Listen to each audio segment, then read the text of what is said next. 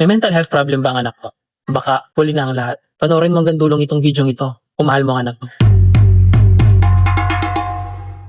New day guys, new parenting content na naman po tayo.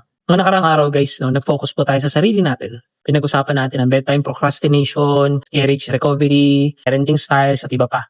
Pero sa araw po na ito, pag-uusapan naman natin ang pinakadelikado at pinakamahalagang issue na dapat harapin ng magulang. Iyan po ang mental health ng anak natin. So ang direktang tanong ko po kanina, na dapat hindi natin baliwalain, may mental health problem ba ang anak mo? Isa po yung nakakakilabot na tanong, pero dapat paglaanan natin ang oras. Kasi kapakanan ng anak natin ang pinag-uusapan natin. Madalas po guys, iniisip natin na ang mental health issues ay sa mga matatanda lang, adults lang na katulad natin. Pero hindi po totoo yan. Ang mga bata rin po ay nakakaranas din ng stress, nakakaranas din ng anxiety, nakakaranas din po ng depression.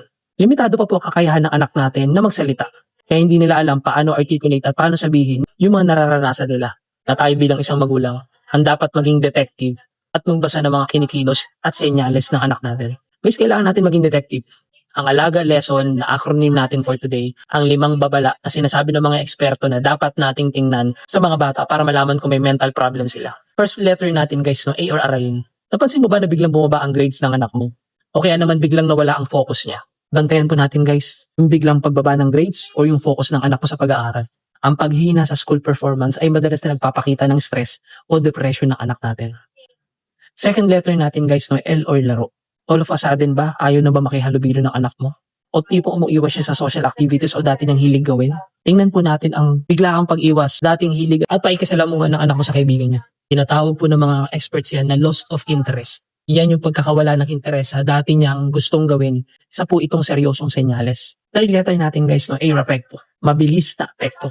Yan po yung madalas na pagsabog o galit ng anak natin. Yan po yung tinatawag ng mga experts na extreme mood swings. Huwag na huwag po natin i-ignore ang madalas at matinding pagsabog ng galit ng anak mo. Ang sobrang pagiging irritable niya ay madalas na paraan ng bata para ilabas ang lungkot at takot dahil hirap silang i-express yan. Next letter natin guys, G or gana. Hining nawawalan ba ng ganang kumain o kaya naman nagkakaroon ng sleep problem sa anak mo? Pansinin din po natin ang pagbabago sa gana niyang kumain na matulog. Direktang senyales ng anxiety stress ang pagiging sobrang matakaw o sobrang walang gana ng anak mo. Last letter natin guys, A or atake. Yan yung madalas na physical complaints katulad ng sakit ng ulo, tiyan, na walang malino na sakit na nakikita ang doktor. Yan po yung paraan ng bata para sabihin na may mabigat siyang pinagdadaanan o emosyon. Ito po ang pinaka-importante, mami, daddy. Huwag mo i-pressure ang anak. Tandaan po natin, ang anak natin ay nag-a-adapt hanggang sa hindi niya na ma-adapt. Hanggang sa maubos na siya dahil sa pressure natin sa kanya. Huwag mong bibigay ng sobrang pressure na labis sa kakayahan niya. Kailangan maramdaman ng anak mo na mahal mo siya. Pinapahalagahan mo siya at tanggap siya kung sino man siya. Kailangan din po natin turuan ng anak natin na express ang sarili niyang emosyon at i-manage ang setbacks niya na may suporta tayo na maramdaman niya yun. Hindi kailangan ng anak natin na masaya palagi.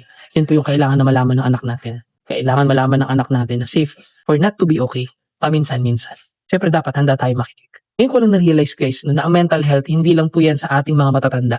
Ang pinakamalaking tulong natin, huwag tayong ma-pressure. Paramdam natin sa anak natin na handa tayo makinig palagi. Kaya ang lesson learned ko guys, sundin po natin ang alaga lesson at iwasan ang sobrang pag-pressure sa mental health ng anak natin. Kung kaya natin, humingi tayo ng tulong sa mga professionals, kaugnay niyan. At tandaan natin daddy at mami, ang sagot sa tanong na, may mental health problem ba ang anak mo? Ay posibleng oo. Kung nakita mo ang anumang senyales na nabanggit natin kanina, huwag po nating baliwalain ang mga babala na yan. Naulit po natin, huwag nating i-pressure ang anak natin para sa healthy, emotional well-being niya. Ikaw, mami at daddy, anong isang senyales sa alaga lesson ang napansin mo sa anak? Share mo naman kung paano mo siya tinulungan para makatulong din sa iba.